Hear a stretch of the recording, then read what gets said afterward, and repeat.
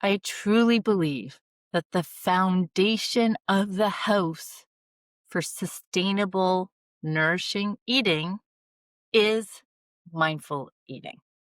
Hi, I'm Dr. Melanie Deschatelet. I've been a naturopathic doctor since 2010 in British Columbia. And I help people navigate PCOS, metabolic health, and women's health. I also teach other clinicians how to untangle this stuff too.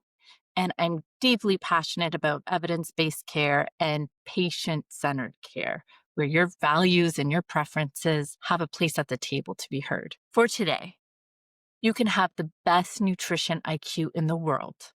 But if you're disconnected from your body, I truly don't believe that it'll work long term, or I don't believe that your relationship to eating is necessarily healthy. So in this video, I'm going to show you why mindful eating is the level one. It's the foundation, and how to start reconnecting with your body in a way that makes everything else finally work. So let's get started. And just to be clear, this is for educational purposes. If I am your naturopathic doctor and something comes up, let's loop around with it at your next visit. If I am not your naturopathic doctor, then loop around with your healthcare team if you have connections. So let's start. Most people build from the roof of the house with rules, macros, and not the foundation, which is your connection to food and your awareness. But this disconnection makes everything else feel harder, no matter how healthy your food is. So I want to share an example. And I've had a few cases of patients kind of come in this situation, really focused on hitting their protein goals and kind of realizing late in the day that they weren't going to be on track. And so then they chug 4 shakes before bed. Okay. On paper, hitting their protein goals, check mark. But then when I asked more mindfully based questions like, how did you feel? Digestion was off. How was your energy throughout the day? I'm struggling with energy throughout the day.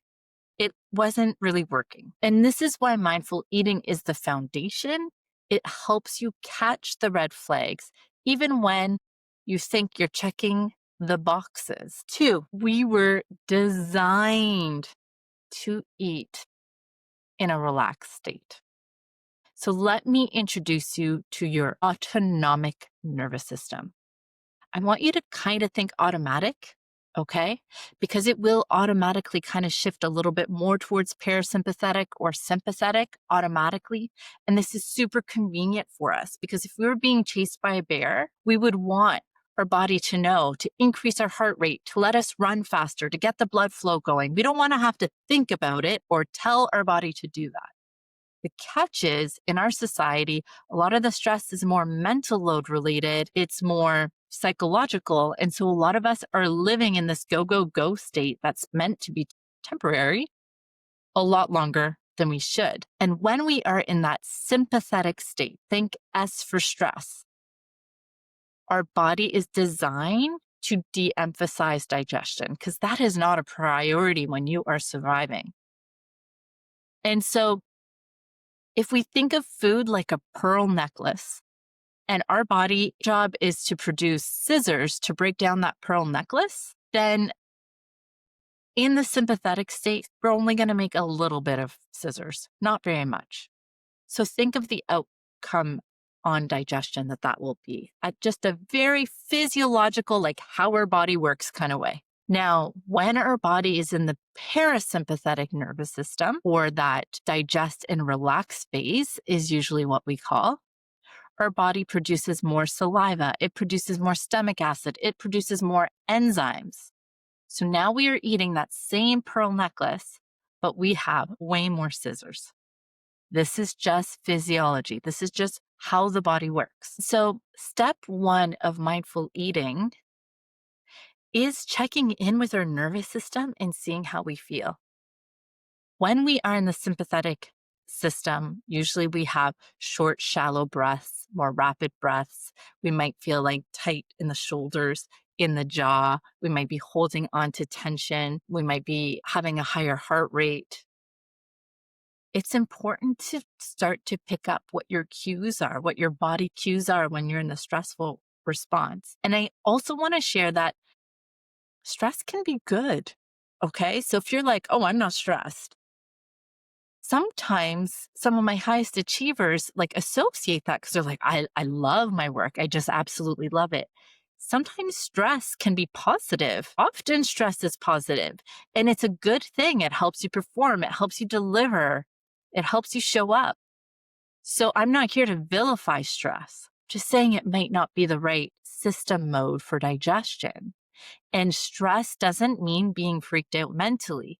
It just might be that you are in the go, go, go state, the get it done state, and we gotta get you to down regulate to the parasympathetic. Now, I said the autonomic nervous system, it does these things automatically.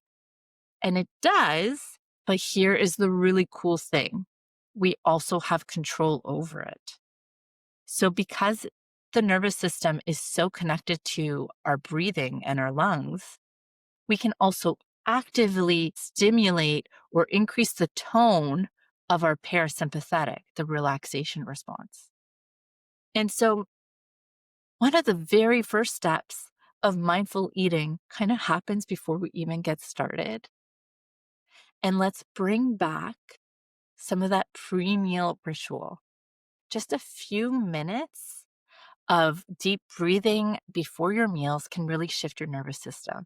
Now, deep breathing is not the only tool that you can use to stimulate your vagal nerve or to stimulate your parasympathetic nervous system. And there are other tools here. And that will be a bonus. So I'll talk to you about that at the end. But just a few moments can really set the stage. And now, once you've done that, we can move into the next stage, the next tip.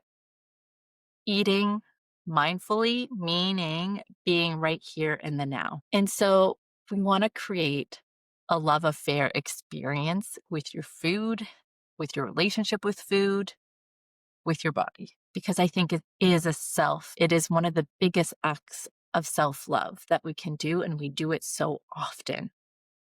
So I want to ask, what is the environment like when you eat? What are the lights like? What are the music? What's the pace? What's the presence? Distractions like TV or phones are kind of like ghosting your own body. I'm not here to vilify those things. I think they can have a huge part to play in joy and entertainment and things that you like. But studies show over and over and over that when we are distracted, when we eat, we consume significantly more. We can't hear our cues. We can't hear our body. We are disconnected. So I want you to start noticing what it's like to eat without major distractions that get you to escape the experience. Try music, candles, slowing down. I mean, you do you. This can look so different for everybody, okay? And then turn eating into presence, not just function. You're dating yourself, okay? What does it look like? 4, slow down and choose curiosity over control. So fullness takes time to register. If you rush, if you eat quickly, you will miss it. Or by the time you hear it, you're already 5 steps ahead of it. So if you resonate with really quick eating and rushed eating, try to time your meals to know how much time are you taking, and then try to actively stretch that by 5 minutes. Try chewing slowly, pausing between bites, putting the fork down in between. There's lots of different strategies. Pick the one that works well for you. But I want you to get really curious. What does 80% full feel like? What does over full feel like? And if you're not sure, that's okay. That's going to be the first step, is getting really curious about that. Mindful eating, it's about being present with your body in the moment. And lastly, mindfulness doesn't replace nutrition IQ, but it certainly grounds it. And I truly believe it's the foundation of your house. So yes, evidence-based nutrition still matters, but it's layered in, not forced on top of disconnection. And so I want to give you an example because I also had other examples of people that I've worked with. And on a few occasions, I've had people feel really good in their body in really high fat diets, but were coming to me because they felt like their body size was changing really rapidly. And so there was still a win in this because it meant that they had really tuned into their body and they knew which foods felt good for them. And so that was good because we had a foundation, but the structure can still matter. And what they hadn't realized was that it put them in a very high energy dense diet, more than what their body required. And lastly, this, I don't know that I have the perfect study to share with, but I have noticed that when I'm working with clients that have insulin resistance, sometimes the signals can get noisy. And so, we have more cravings and things like that. And it sometimes can be a bit disjointed from what we need. And so that's when we talk about structure on top of the foundation. And then we kind of check in on things like, how are fruits and vegetables? How is our fiber? Are we getting the minimum amount of protein that we need? Because those things improve our cravings, improve our satiety, improve our blood sugar and metabolic health. So the signals become clear. So nutrition IQ supports the connection, but it doesn't replace it. So that's what I want to leave you with today. If this resonated with you, I want to invite you to start small and to start paying attention. I have, as a bonus, 30 affirmations for you to kind of check in and reinforce this type of thinking when you join my PCOS shift community. You can check the bio to join in.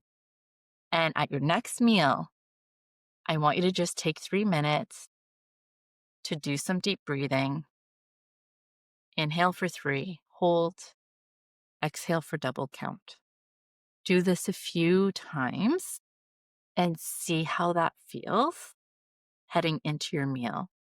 And then I want you to have a love affair with your meal. I want you to be present and activate all the senses. What does it look like? What does it smell like? What does it taste like? This is the beginning to a different relationship. How do you feel after you've eaten it? So, anyways, what's one thing you're going to try at your next meal to reconnect with your body? Say that in the comments. And I'd love to see you in my PCOS shift community. Check the bio. You can join for free and you will get the bonus affirmations. Okay. Have a great day.